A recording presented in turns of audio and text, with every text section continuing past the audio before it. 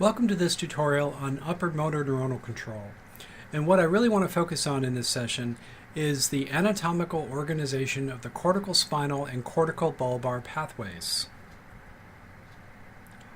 This topic relates to several of our core concepts in the field of neuroscience. I hope this subject will allow you to break down some of the complexity of the human brain. Nevertheless, I'm sure you appreciate by now that the brain is indeed the body's most complex organ. Now, the pathways we're going to be discussing today are genetically determined. They provide a foundation for upper motor neuronal control of lower motor circuits. So it's very important that we understand their organization and anatomical distribution. But that's not to say that even these pathways can't be changed by life experiences. Indeed, the strength of the connections between our upper motor neuronal pathways and lower motor circuits are subject to experience-dependent modification. And we think that this might be an important site of neuroplasticity as we acquire new motor skills. Indeed, many neural systems are changed with practice and with the acquisition of skill. But let's not forget that even these pathways that we're going to be talking about today may themselves be modified by experience. So I have several objectives for you in this session. I want you to be able to characterize the organization of the corticospinal pathway from the cortex to lower motor circuits in the spinal cord. I want you to be able to do the same thing for the corticobulbar pathway, only as we'll come to define this pathway terminates in the brainstem, not in the spinal cord. I want you to be able to recognize components of the corticospinal and corticobulbar pathways as we look at the brain from the outside, but also as we look at cross-sections through the brainstem and the spinal cord. And I even want you to be able to look into sections through the hemispheres and know where elements of these pathways will be located. Well, one way to help you consolidate the information that I hope for you to learn in this tutorial is to draw, to make a sketch. That sketch could be on a whiteboard, a chalkboard, a piece of paper. It could be made with a stick in the dirt at your feet. But what I would say about sketching is that the bigger, the better. So I want you to be able to sketch the corticospinal and corticobulbar pathways from cortex to lower motor circuits. And you might even want to include in your sketches the lower motor neurons themselves and their connection to the muscle fibers that they innervate. Okay, well, let me give you a broad overview of our pathways of upper motor neurons to lower motor neurons. And this is a figure that you've already seen in conjunction with our studies of upper motor neurons. And this pathway that you see here illustrates the way that circuits of upper motor neurons in the cortex and in the brainstem connect with lower motor circuits in the spinal cord. The main pathway that we're going to be concerned about today is the one that relates upper motor neurons in the posterior part of the frontal lobe, that is the motor cortex, to lower motor neurons that are found in the lateral part of the ventral horn of the spinal cord. Now, there are other kinds of motor neurons that are involved in governing the output of the spinal cord, namely three major sources of motor neurons in the brainstem. Probably most important would be the reticular formation of the brainstem. It supplies projections that terminate bilaterally in the medial parts of the ventral horn of the spinal cord. There's also descending projections from the vestibular nuclei of the brainstem, also distributed to the medial parts of the ventral horn of the spinal cord. And thirdly, there are projections from the superior colliculus to the upper part of the cervical cord. Although in humans, we think that this effect of the superior colliculus on the orientation movements of the head and the neck may actually be mediated through the reticulospinal connections. Well, so this is the broad view of our perspective of the distribution of upper motor neurons to lower motor neurons. And I think it's very helpful for you to keep in mind this medial to lateral somatotopy that we find in the spinal cord. So when we talk about our lateral cortical spinal fibers that are found here in the lateral white matter of the spinal cord, I want you to relate function to this anatomical location and appreciate that these axons are terminating among the lower motor neurons that are concerned with the skilled movements of the distal extremities. Meanwhile, those axons that we find in the anterior and medial part of the spinal cord are giving rise to projections that typically terminate bilaterally on the medial part of the ventral horn. So these would be terminations on columns of cells that are concerned more with posture and with the gross movements of the limbs via the actions of proximal limb muscles. So I want you to be able to associate these two different anatomical locations with two kinds of functions. The lateral column of the spinal cord is concerned with the expression of skill, whereas these medial systems are more concerned with the maintenance and adjustment of posture. Okay, well, let's talk now about our corticospinal and corticobulbar pathways. And to begin, we need to consider, once again, the organization of the motor cortex. So recall that the motor cortex is found in the posterior part of the frontal lobe, and we can divide it into a posterior primary motor cortex that occupies the anterior bank of the central sulcus in the precentral gyrus. And then just anterior to that primary motor cortex, we find the premotor cortex, which begins at the anterior part of the precentral gyrus and continues on into the posterior part of those three long parallel gyri that come to meet the precentral gyrus almost at a right angle, the superior, the middle, and the inferior frontal gyri. Okay, so that's what we have here in our premotor cortex. Well, both the primary motor cortex and the premotor cortex give rise to descending projections that contribute to the corticospinal and corticobulbar pathways.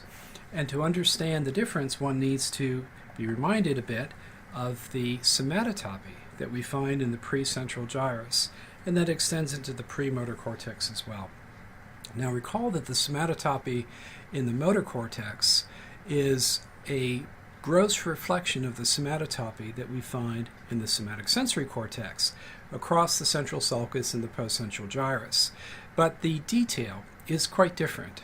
Rather than there being a faithful representation in a point-by-point fashion of the contralateral body surface, what we see in the motor cortex is a map of movement intention. And that intention is roughly somatotopically organized in the following way, with movements that we intend to make involving our lower extremity being represented here in the paracentral lobule on the medial face of the hemisphere and just out a bit into the dorsal medial margin of the hemisphere. Well, as we progress in a lateral and inferior direction, we move from the lower extremity up through the trunk and into a large expansive region near the center of the motor cortex that is concerned with the movements that we intend to make with our arms and our hands. So there's a large upper extremity representation near the middle of the precentral gyrus and extending into the premotor cortex. While just inferior to that representation of the upper extremity, in this lower third approximately of the motor cortex, we find a large representation of the contralateral face, and specifically the lower part of the face.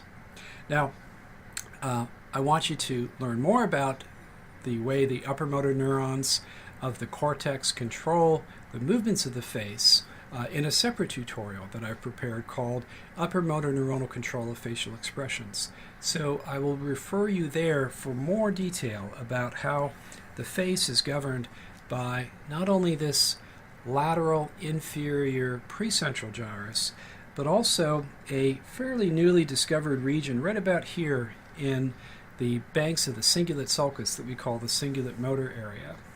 And it will be important for you to understand how these two parts of our motor cortex relate to the divisions of the facial motor nucleus that govern the upper and lower parts of the face. So please see this other tutorial for a fuller explanation of this aspect of the connection between the motor cortex and the facial motor nuclei. Well, for the rest of our time, I'd like for us to focus then on the organization of these descending pathways, principally the corticospinal pathway. I'll say a little bit about the corticobulbar pathway, but I'll refer you mainly to this additional tutorial for some deeper explanation of the connections between cortex and those relevant cranial nerve motor nuclei.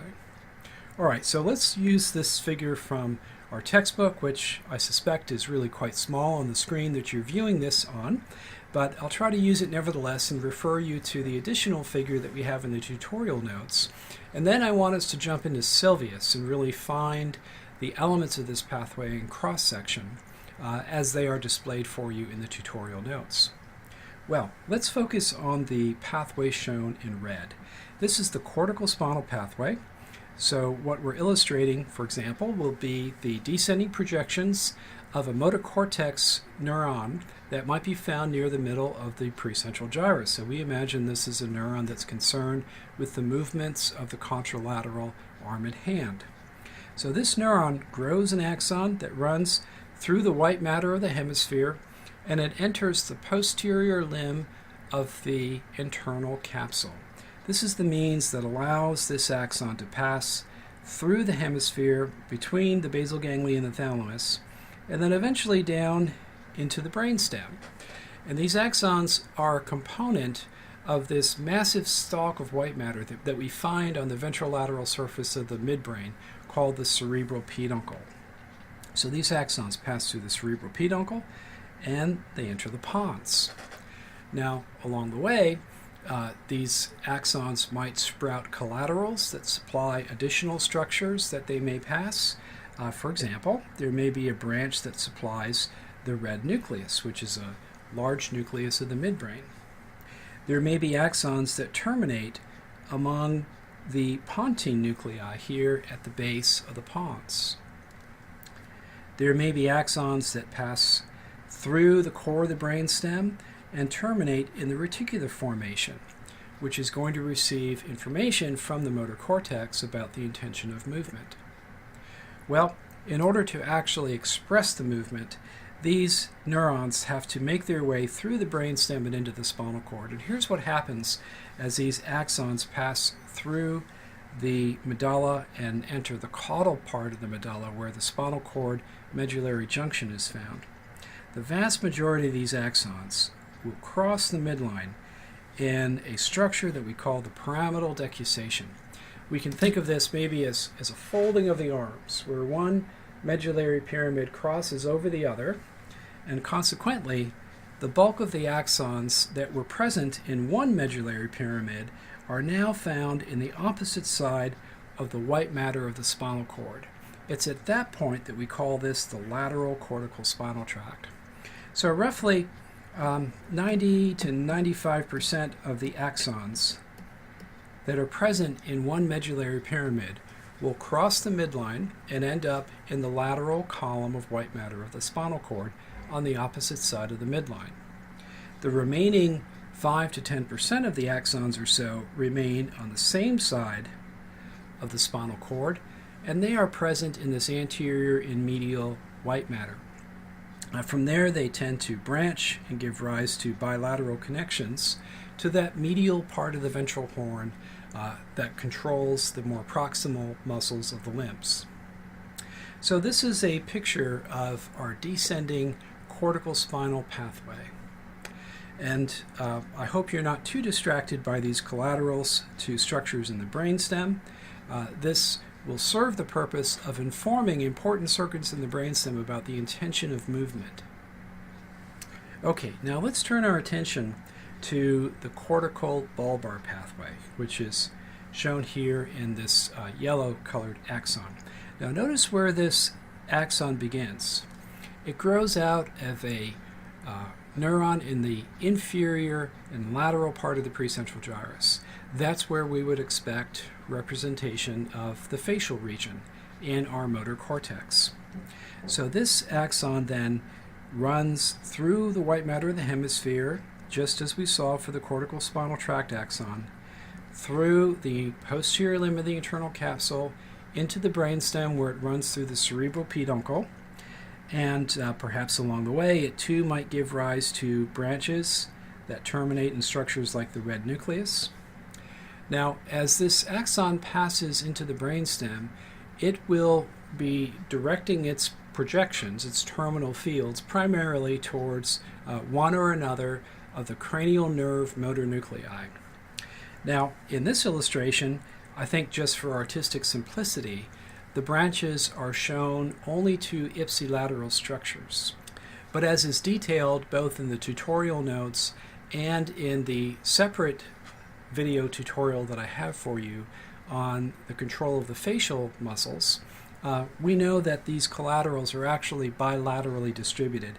And for some structures, including the trigeminal motor nucleus, there may actually be a contralateral bias in that distribution. We know that's certainly true for the lower motor neurons that are governing the lower part of the face. That is, the lower motor neurons in the facial motor nucleus. But for the most part, we can think of these corticobulbar pathways as bilateral. The only issue is the degree of contralateral bias. Okay, well, these axons are distributed only into the brainstem. They're corticobulbar. This term bulbar refers to the brainstem, and many authors choose to restrict it even further to projections from cortex to the motor nuclei of the cranial nerves, not just all brainstem projections, but specifically those brainstem targets.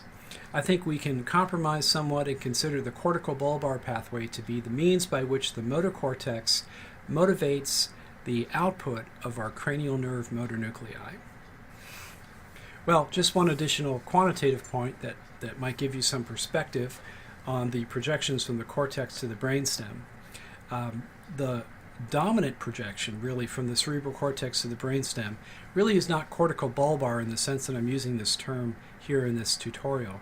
They're actually corticopontine fibers.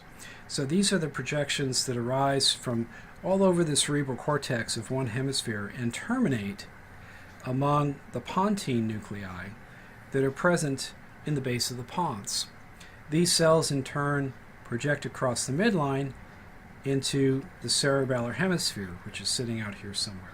So if you review your understanding of the cerebellum and the cerebellar pathways, you'll recall this connection from cortex to base of the pons, and then from base of the pons to the contralateral cerebellum. This quantitatively is actually the largest component of axons in the cerebral peduncle. The minor contributions are actually the corticospinal and the corticobulbar pathway. Okay, well, let's return then to our focus on the anatomy of this corticospinal and corticobulbar pathway. And I'd like for us to look at some cross-sections in Sylvius and identify the locations of where we would find these axons if we were to look through histological sections of the brainstem and spinal cord.